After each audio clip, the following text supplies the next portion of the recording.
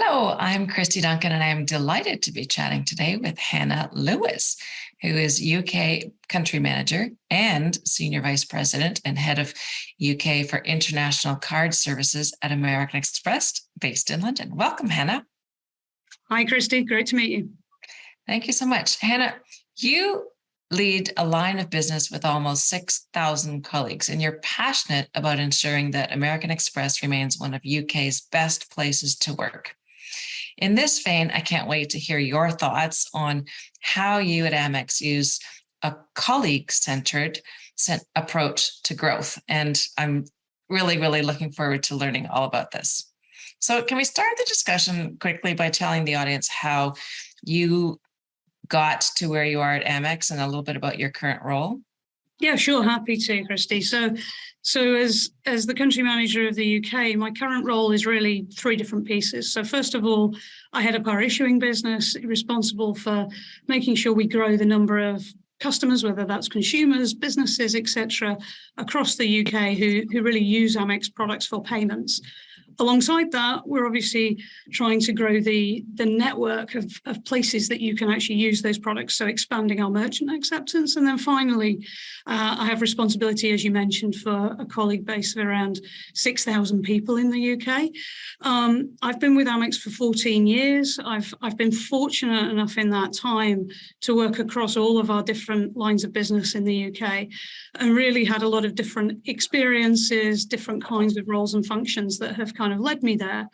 And before that, I actually started out my career originally in strategic consulting, which I think, is an area that has very different challenges, great learning ground. But it was there that I really became kind of aware more of payments, actually, financial services, and really interested in that dynamic that I'm sure a lot of people experience where payments is something we all need. I think customers all are buyers or sellers at different times, but your average person doesn't really want to have to think about very much. And yet it's a very complicated environment. At the time, it was still very offline. There were lots of checks, lots of cash. And so really kind of ripe for innovation. And I found that kind of combination really fascinating. So that's what led me into the industry. And sort of as I discovered more, Amex really appealed as somewhere that drives a lot of that innovation, but also has a brand and culture that really resonated with me. And I think, 14 years later, that's something that's definitely lived up. And I've had a lot of great people to learn from along the way, which is really why I'm still here, I guess. What a fantastic career journey you've had. So inspiring. I want to dig a little into this future of work, if you will. And we mentioned briefly earlier how passionate you are about career development opportunities for you and your colleagues at Amex.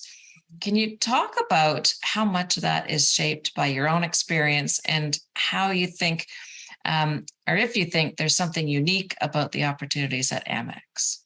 Yeah, it's a great question. And I think, something I've thought a lot about, I think there really is something pretty special, at least in my experience at Amex, in the way that that's approached. And if I reflect back to the experiences I've had over those 14 years, I guess there's a couple of things that really stand out for me.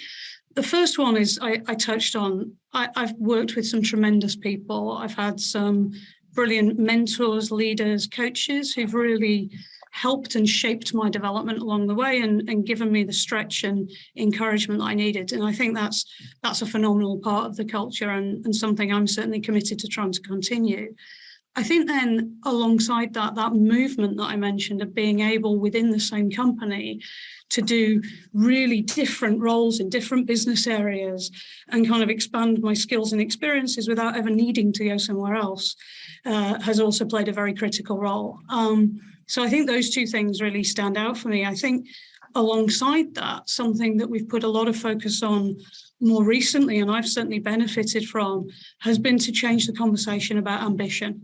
And I think that's really important, particularly from a female perspective, to really normalize that conversation and encourage people to be clear about where they want to go and talk about, 3, 5, 10 years time, what are their personal aspirations without being embarrassed about that. And I think, that can be uncomfortable. Sometimes you might hear I don't know, feedback that maybe isn't what you're hoping for. And it's not always the perfect conversation, but I think it means you get that breadth of balanced inputs on where you really stand, what you can do to advance and evolve. And I think it's really helping to allow us to provide those extra experiences for people to be able to set them on that path. And so I really believe in that. And I think it's really been something that my leaders have supported me with, and I'm trying to do for the broader team, because I think once we normalise that conversation, and particularly for women where I think there's a bit of a stigma attached to it, and the research certainly shows that, it just transforms the whole environment, and I think is really, really critical. Wow, that's insightful. And clearly, if we don't have a roadmap, we'll never be able to get there, because we don't know where we're going. It's so true. So true. So that puts it into great perspective. Can we talk a little bit about the hybrid working model, your Amexflex, that you're adopting, and how that is supporting you and your colleagues? Yep, sure. Happy to, Kristy. So Amexflex is the name we've given for our new hybrid working model at American Express. And essentially what that means is that our colleagues can choose to be either fully virtual, fully in the office, or for the majority of colleagues, what we call hybrid, which essentially means you choose to be in the office 2-3 days a week, whatever suits you best in that pattern. And it's something that I think's worked phenomenally well and is really important to us. If I think back, a couple of years, as with everybody, I think we had to mobilise and move very quickly to a at-home working environment. And Amex has always been a flexible culture, but I think the speed that we had to do that and the length of time that it persisted surprised us all. I remember being on holiday in Italy and suddenly finding that meant that when I got back, I was at home and thinking it'd last a few weeks. And then 2-3 weeks later, we were moving all our call centres. And I think that was a huge piece of work to undergo, a huge cultural shift. But I think we also learned a huge amount from it. And I think that isn't just Amex. I think broadly across the industry, we certainly found at Amex that our colleagues did a phenomenal job at home. They were able to serve our customers, they backed each other, and they came together in a way that maybe people wouldn't have expected before that.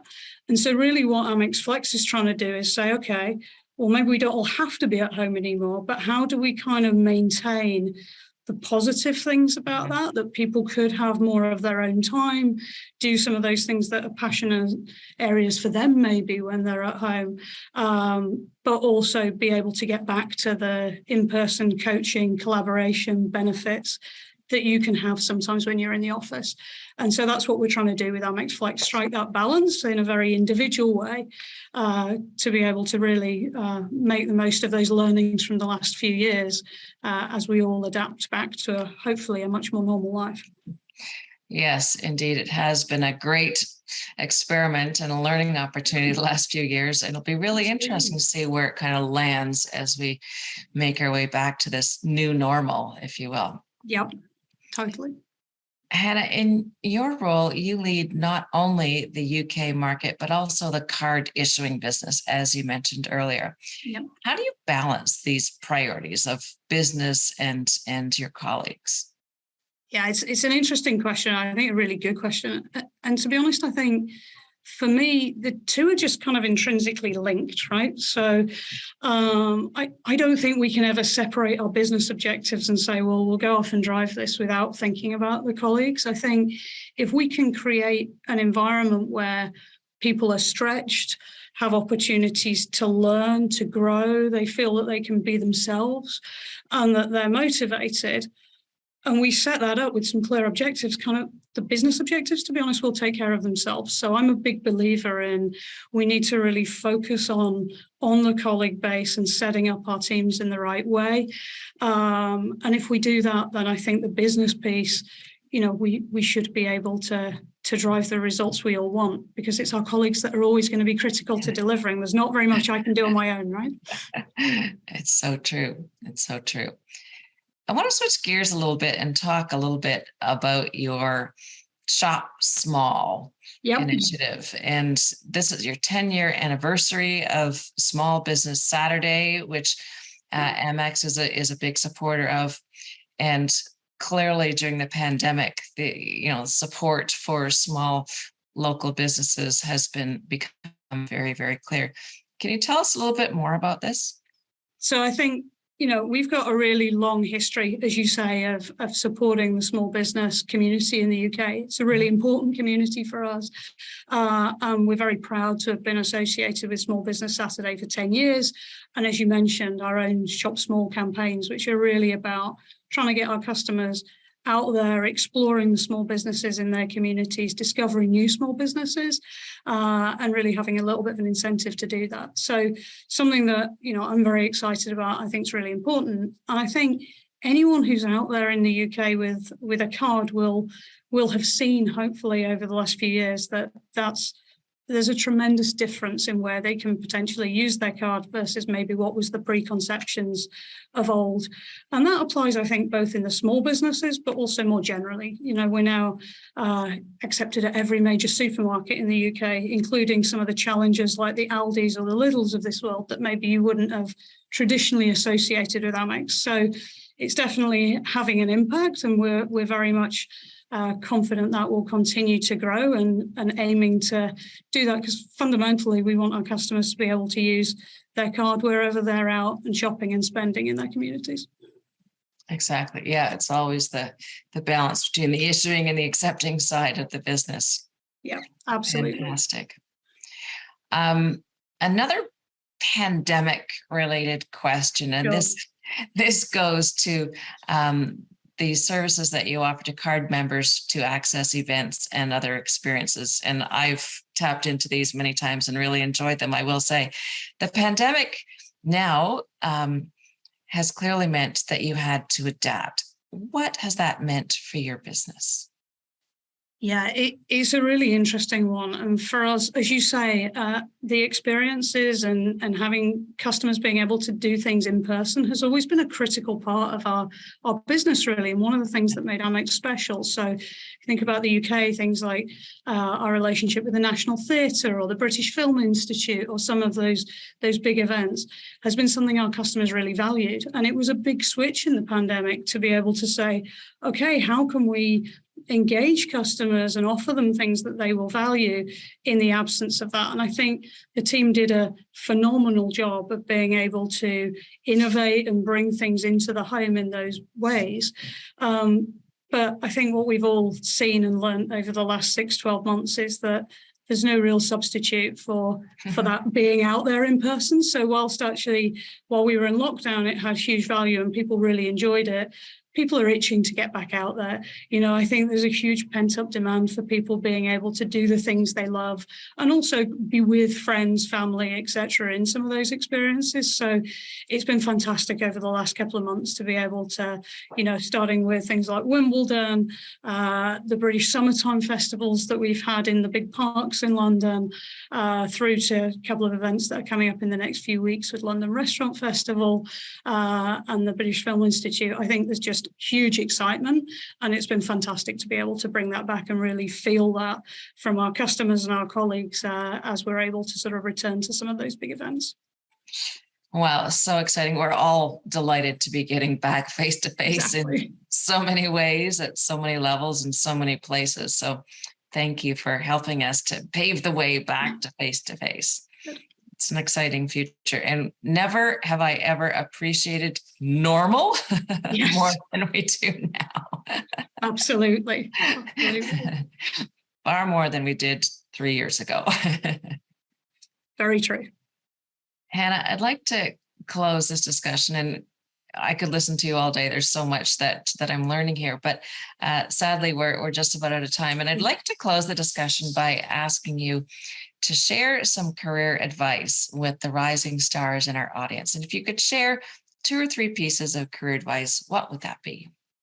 Sure. I mean, I think I'd probably hone in on one theme, which is something that I think's been really important to me in my career, which is advice I was given early on to just be comfortable being yourself and being authentic, right? I think, as we think about our careers, there will always be people who have strong points of view on how you approach something or how you should position yourself.